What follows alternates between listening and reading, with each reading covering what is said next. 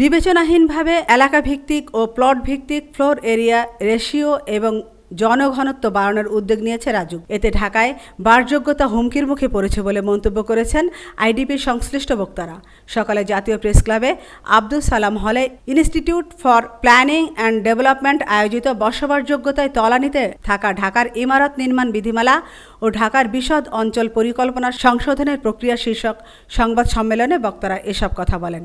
তারা অভিযোগ করে বলেন, যে আলোচনাটা আমরা এখানে করছি এটা আপনার পরিবারের, আমাদের পরিবারের এবং যারা ব্যবসা করে হাইরাইজ বিল্ডিং করে অনিরাপদ শহর তৈরি করছেন তাদেরও জন্য, তাদের পরিবারের নিরাপত্তার জন্য আমরা কিন্তু আজকে কথা বলছি। সেই কারণে আপনাদের সকলের সহযোগিতা চাই। একটি নিরাপদ বাসস্থান তৈরি করা, দেখেন ঘর আমাদের সবচেয়ে নিরাপদ জায়গা, বাকি সময় আমরা কর্মস্থলে অতিবাহিত করি, কোনো জায়গায় আমরা নিরাপদ না। আগুনের জন্য নিরাপদ না, ভূমিকম্পের কথা তো আমরা এখনো বলছি না। ভূমিকম্প হলে এখানকার যে অবস্থা হবে পুরো শহরটাকে জাস্ট পরিত্যক্ত ঘোষণা করতে হবে।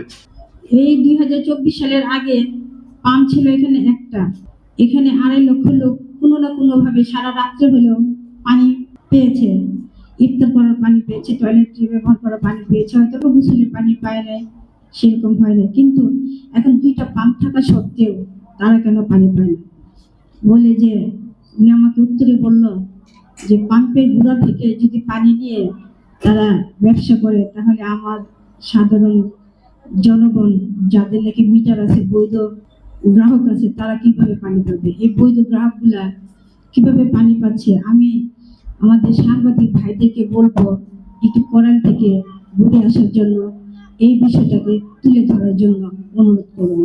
যে ব্যবসা শহরের বাতাস নষ্ট করে দিচ্ছে, যে ব্যবসা শহরের পানি নষ্ট করে দিচ্ছে, যে ব্যবসার কারণে আমরা সূর্যালোক পাচ্ছি না, সেই ব্যবসা কিন্তু কোনো ধর্মগ্রন্থ এটাকে হালাল করে না। আমরা সেই ব্যবসায়ীদেরকে বলছি যারা আমাদের নীতি ন্যায্যতা অনুযায়ী যারা ব্যবসা করছেন তাদেরকে আমরা শ্রদ্ধা জানাই। তারা আমাদের রুটি রুজি আয় জোগাড় করছেন, অনেক জনগোষ্ঠী, তাদেরকে শ্রদ্ধা জানাই। যে ব্যবসায়ীরা শহরের বাতাস নষ্ট করে, পানি নষ্ট করে, সূর্যালোককে বাধাগ্রস্ত করে, সেই ব্যবসায়ীদেরকে আমরা কোনোভাবেই আর সহ্য করতে চাই না। জুলাই আন্দোলনের পরে বাংলাদেশে তাদের কোনো ঠাঁই নাই, তারাই মূলত ড্যাপের বিরোধিতা করছে। আমিনা ইসলাম, আজকের সংবাদ।